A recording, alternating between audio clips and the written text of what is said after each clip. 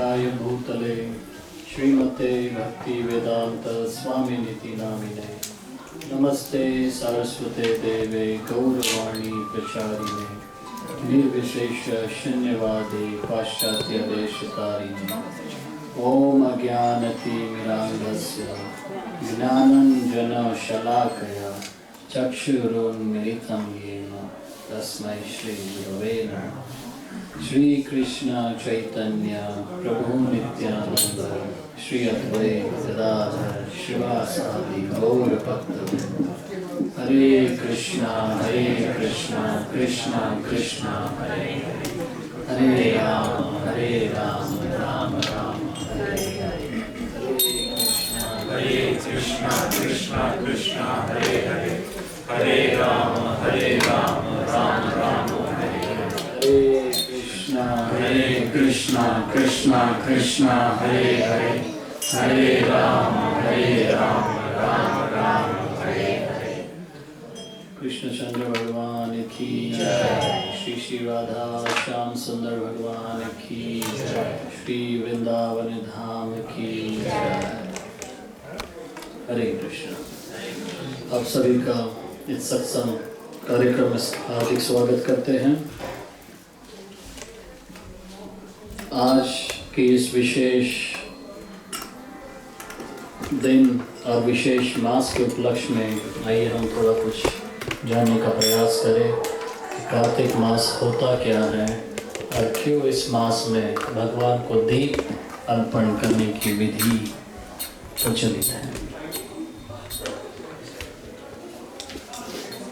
वास्तव में यदि अगर किसी को पूछा जाए कि दिवाली के दिन की लीला कौन सी विश्वविख्यात है तो हम सब जानते हैं कि राम जी की लीला है। अभी तो गोकुल में और एक लीला भगवान ने अपने मैया यशोदा के साथ रची थी और उस लीला का नाम था दामोदर लीला। सुखदेव गोस्वामी भागवत में वर्णन करते हुए इस लीला का गान कर रहे हैं और कहते हैं कि दीपावली का ही दिन था जिस दिन माता यशोदा भगवान को स्तनपान करा रही थी और ये करते समय मैया को अचानक स्मरण होता है कि उन्होंने रसोई घर में एक चूल्हे पे भगवान के लिए दूध रखा है और वह दूध विशेष गैया का दूध था। नंद बाबा की कितनी गैया थी? 9 लाख गैया थी और नंद बाबा की 9 लाख गैयों में से 108 गैया जो थी वो विशेष गैया थी और उन 108 गैयों में से 8 गैया जो थी वो प्रधान गैया थी और उन 8 गैयों का दूध एक पद्मगंधा नाम की जो गैया थी उसको पिलाया जाता था। क्योंकि ये जो गैया थी ये जब भी गौचरण के लिए वन में जाती थी तो सुगंधित घास खाती थी और भगवान को इस पद्मगंधा गैया का दूध ही पिलाया जाता और गैयों का अन्य गायों का दूध नहीं पिलाया जाता। तो ये विशेष गाय का दूध और जब ये चल के आती थी हमेशा वो गैया के शरीर से पद्म की गंध आती थी या कमल की गंध हमेशा आती थी, इसीलिए उस गैया का नाम था पद्मगंधा। भगवान को जब स्तनपान कराते समय मैया को स्मरण होता है कि मैंने लाला के लिए दूध चूल्हे पे रखा है और यदि मैं अभी नहीं जाऊंगी तो ये दूध उबल के सारा कुछ चूल्हे में गिर जाएगा। तो भाई मैया भगवान को नीचे जमीन पे रख के रसोई घर की ओर भागती है और रसोई घर की ओर भागती है। उस समय भगवान देखते हैं अरे ये क्या हुआ? मैया तो अभी मुझे स्तनपान करवा रही थी, मेरे सर पे हाथ कर रही थी, मेरे मुख को देख रही थी और गीत गान भी कर रही थी। अचानक से मैया को दूध का स्मरण होता है और मुझे यहाँ छोड़ के वो रसोई घर की ओर भागती हैं। तो भगवान कहते हैं कि शायद मैया को पूत से ज़्यादा दूध ज़्यादा प्रिय है। पूत यानी भगवान को यहाँ पूत कहा गया है। और ये समझ के भगवान अति क्रोधित होते हैं और मैया के जितने भी सुबह उन्होंने मटकों में दही दूध छाछ बना के रखा होता है, एक एक करके सारे मटकों को फोड़ने की शुरुआत करते हैं। वास्तव में दिवाली के अगले दिन हर समय ब्रज में इंद्र याग हुआ करता था, लेकिन भगवान ने उस इंद्र याग को रुकवा के गिरिराज गोवर्धन जी का अन्नकूट का उत्सव प्रारंभ किया और दिवाली के अगले दिन पूरे ब्रज में अन्नकूट उत्सव गिरिराज जी का होता है। और उसी की तैयारियों में महल की जितनी भी दासियां थीं, यशोदा मैया ने उनको सेवा में लगाया। कोई मिठाई बना रही हैं, कोई अन्य पदार्थ भगवान के गिरिराज जी के भोग के लिए बना रही हैं। और श्रीमती यशोदा मैया ने सोचा कि आज मैं अपने लाला के लिए दूध मक्खन मैं स्वयं बनाऊंगी, क्योंकि हर समय मैया को व्रत से कहीं ना कोई गोपियाँ शिकायत करती थी। यशोदा मैया तेरा लाला आता है, हमारी मटकियाँ फोड़ के चला जाता है, तेरा लाला आता है, हमारा दूध टरका के चला जाता है, तेरा लाला आता है, हमारे सोते हुए बच्चों को जगा के रुला के भाग जाता है।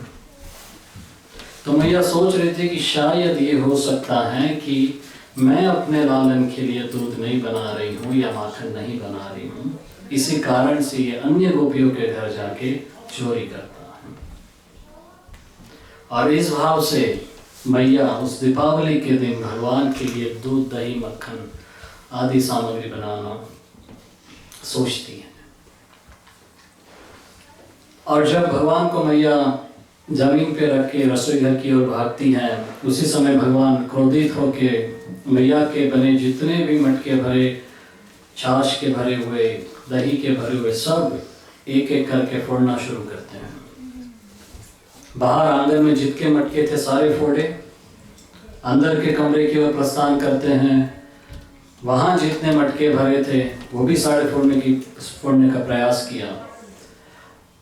और अगले दिन उत्सव होने के कारण गांव के अन्य ब्रजवालियों ने भी भगवान के गिरिराज गोवर्धन के लिए दही दूध छाछ बना के मटके में भेजा हुआ था और वो मैया ने ऊपर टांगी हुई थी। वो भी सारी मटकियां भगवान फोड़ना शुरू कर रहे हैं।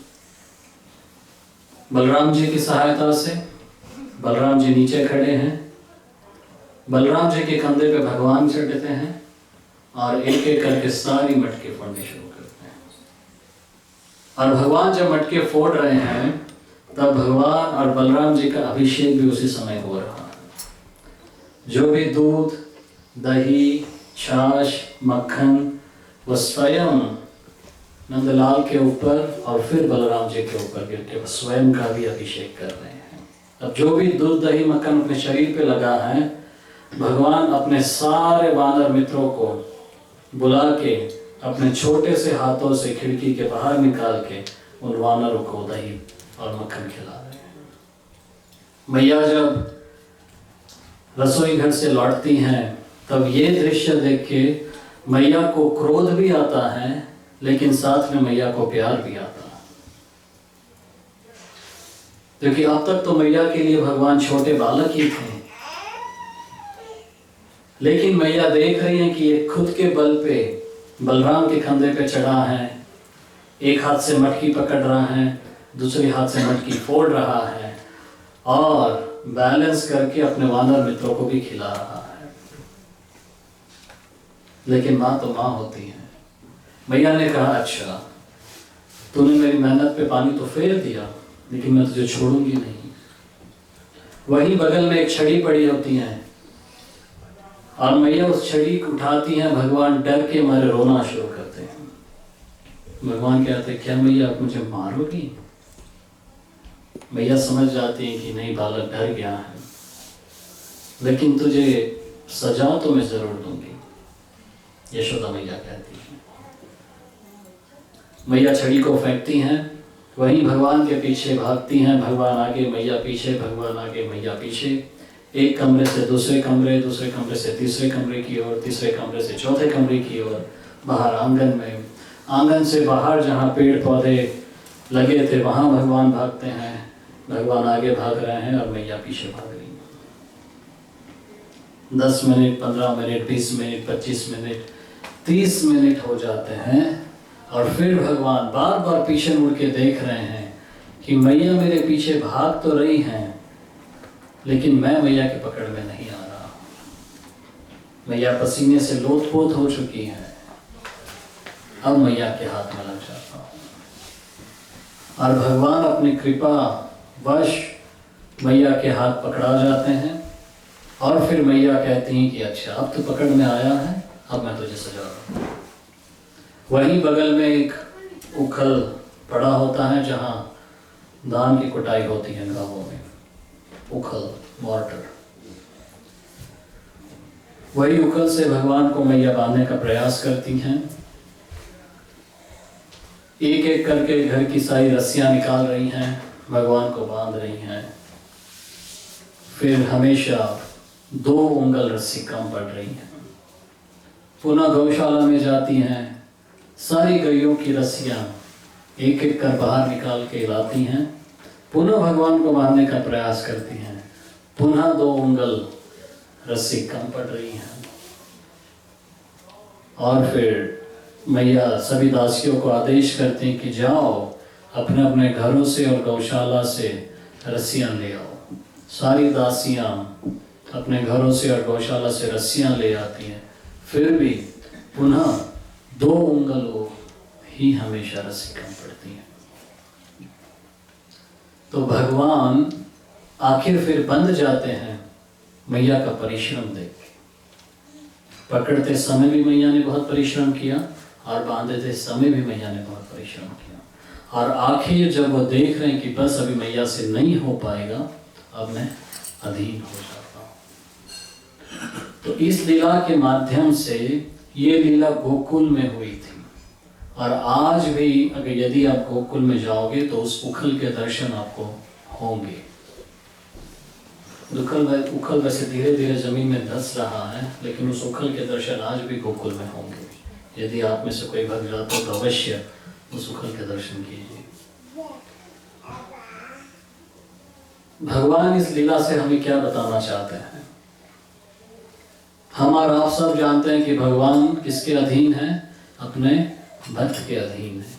और वो भक्त के अधीन क्यों होते हैं? उसकी भक्ति के अधीन होते हैं। तो यदि हमें भगवान की प्राप्ति करनी है तो हमें 2 चीज बहुत महत्वपूर्ण होती है। पहली चीज है परिश्रम। भगवान को आसानी से प्राप्त नहीं किया जा सकता। और दूसरी चीज है कृपा।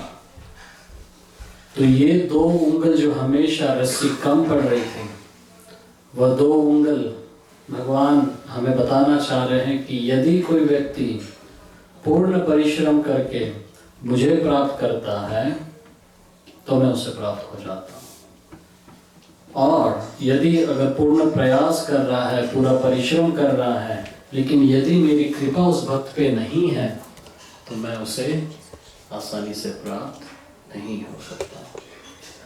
तो हमें हमेशा जीवन में इस बात को याद रखना है कि यदि हमें भगवान की प्राप्ति करनी है तो भगवान की कृपा और हमारा परिश्रम ये बहुत आवश्यक है। और भगवान की कृपा पाने का आसान तरीका क्या है? कि भगवान के भक्तों की सेवा हम करें। जैसे श्रील प्रभुपाद जी, अन्य रसिक जन वृंदावन में देखते हैं, उन भक्तों की आप सेवा करें जिससे आप आराम से भगवान की प्राप्ति कर सकते हैं। और फिर उस समय से भगवान का नाम हुआ दामोदर। दाम का मतलब क्या है? रस्सी। और उदर का मतलब है पेट। जिनका पेट रस्सी से बांधा गया उनका नाम हुआ दामोदर। तो दाम और उदर ये 2 शब्द हैं, रस्सी और पेट। जब भगवान को रस्सी से बांधा गया उनके पेट के माध्यम से, तो उनका नाम हुआ दामोदर। श्री श्री राधा दामोदर भगवान की जय। और शास्त्र में वर्णन भी है कि यदि हम यहाँ वो चित्र देख सकते हैं कि जहाँ मैया यशोदा भगवान को उखल के साथ बांध रही है, और जब हम भगवान की इस तस्वीर को दीप अर्पण करते हैं तो इस जन्म मृत्यु के चक्कर से व्यक्ति मुक्त हो जाता है, केवल भगवान को दीप दिखाने मात्र से। लेकिन इसकी विधि है। विधि यह है कि भगवान के चरण कमल में हम 4 बार पहले दीप अर्पित करते हैं, फिर भगवान के नाभि कमल में, फिर भगवान के मुखमंडल पे, और फिर भगवान के पूर्ण शरीर पे 7 बार। तो 4 बार चरण में, 2 बार नाभि कमल में, 3 बार मुखमंडल पे और 7 बार भगवान के पूर्ण शरीर पे। और इस मास में यदि हम कोई भी कार्य करते हैं, छोटा या बड़ा, ये into 1000 होता है, हमेशा याद रखना। कुछ अगर 1 माला नाम जप करेंगे तो 1000 माला का फल मिलेगा। अगर 1 रुपया दक्षिणा किसी को देते हैं तो 1000 रुपये देने के बराबर है। यदि 1 झूठ बोलते हैं तो 1000 झूठ बोलने का फल बनता है। तो हमेशा इस मास में, कार्तिक मास में या दामोदर मास में, हमें बहुत सतर्क रहना है। और ये मास का नाम ऊर्जा मास भी है, या ऊर्जेश्वरी जो राधा रानी का एक और नाम है। भगवान का सभी मासों में से श्रेष्ठ भगवान है। वो कौन सा मास है? मार्गशीर्ष, जो कार्तिक के बाद आएगा। और पुरुषोत्तम मास, ये भी भगवान का एक नाम है जो 2.5 साल में एक बार आता है, जो अधिक मास के नाम से भी जाना जाता है। लेकिन कहते हैं ना कि मैया हमेशा कृपावश होती है, कृपालु होती है। कार्तिक का जो महीना होता है, ये राधा रानी का नाम है, ऊर्जा मास।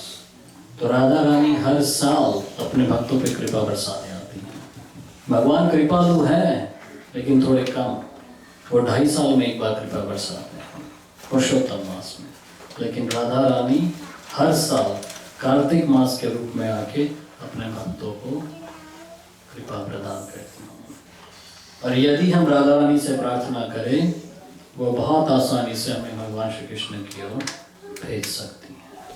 क्योंकि हम तो काबिल नहीं हैं कि भगवान को सीधा प्राप्त करें, लेकिन मैया या माँ राधा रानी की कृपा से हम भगवान की प्राप्ति आसानी से कर सकते हैं। जय जय श्री कृष्ण। तो हम अभी दामोदर अष्टकम का पाठ करेंगे और फिर दीप अर्पण करेंगे।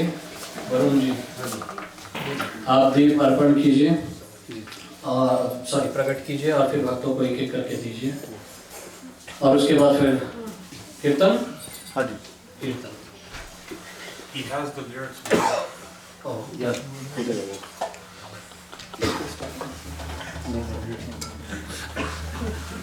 केशव भाई, जगन्नाथ प्रभु।